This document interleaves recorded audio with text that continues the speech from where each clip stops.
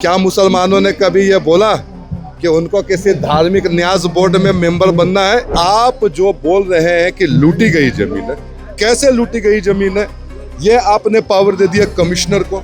Commissioner क्या, ये वक्फ की जमीन हमारा क्रिमिनल केस है। आप एक तरफ कहते हैं सबका साथ सबका विकास, क्या यही है? विनाश को आपने विकास समझ लिया है। मोदी जी जितने भी काम करते हैं सब देश ही के लिए करते हैं, पर अफसोस की बात है कि फायदा कम नुकसान ही ज्यादा हो जाता है देश का। जो दिखेंगे हमारे तरह के, रहेंगे हमारी तरह से, लेकिन वो आपके जिस तरह से विभीषण ने लंका को बर्बाद किया वैसे ही हम लोगों को बर्बाद करने की वो कोशिश करते हैं। अपने आल औलादों के बारे में सोचिए कि आपके आल औलाद क्या करेंगे। ना पढ़ लिख पा रहे हैं, ना हुनर ले पा रहे हैं, वो अपनी जिंदगी कैसे गुजारेंगे? जनाब होश में आइए।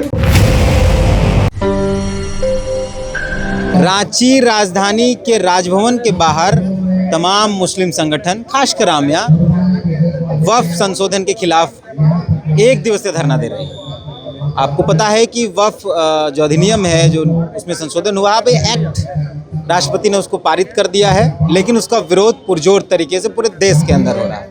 हमारे साथ कई साथी हैं, हम उनसे समझते हैं कि आखिर आपत्ति किस बात की, क्या परिचय दें हम। नाम बब्बर हो गया मेरा, सोशल एक्टिविस्ट है, समाज के हर मुद्दों पर आने की कोशिश करते हैं, जो समाज को एकजुट बनाने का काम करे। क्या आपत्ति है? मोदी जी संशोधन कर दिए, वो तो कह रहे हैं कि देश के लिए किए। बिल्कुल, मोदी जी जितने भी काम करते हैं सब देश ही के लिए करते हैं, पर अफसोस की बात है कि फायदा कम नुकसान ही ज्यादा हो जाता है देश का। देश के लिए कर रहे हैं, इसमें कोई दो राय नहीं है, लेकिन आपको जो काम जिसके लिए कर रहे हैं उनसे आपको सलाह मशवरा लेना है कि नहीं लेना है। आप जानकार से बैठते हैं, मिलते, बुलाते, बातचीत करते हैं। आप एक तरफ कहते हैं सबका साथ सबका विकास, क्या यही है? विनाश को आपने विकास समझ लिया है। जो समर्थन में है इस बिल के, उनका कहना है कि वक्फ ये करती है, वक्फ बोर्ड जो है वो किसी पर भी हाथ रखती है, बोलती है मेरा जमीन। जो समर्थन में है, आप लोग इसको कैसे देखते? देखिए, हम आपको एग्जाम्पल देंगे रावण का, ठीक है ना।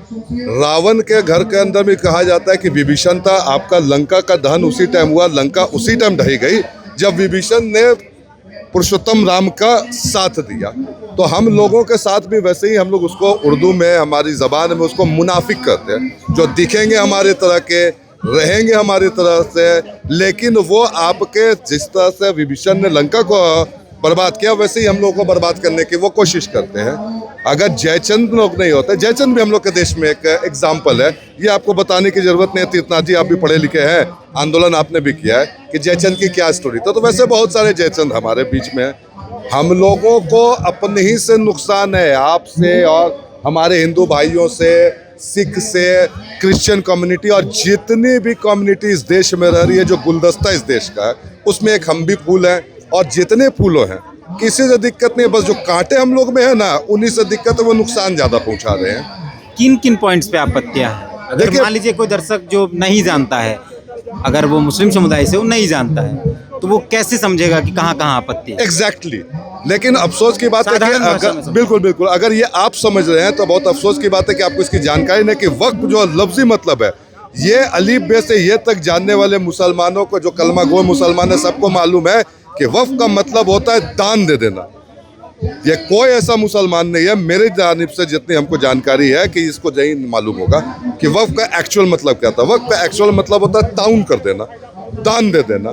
मतलब कि मेरे पूर्वज जिन्होंने अपने समाज के लिए, अपने माशरा के लिए, अपने कौम के लिए, अपनी बिरादरी के लिए, अपने रिलीजन के लिए, जो अपनी ज़मीनों को कम्युनिटी की फला बबूदी फॉर द डेवलपमेंट के लिए दिया है, तो उसको सरकार डाका क्यों डालेगी?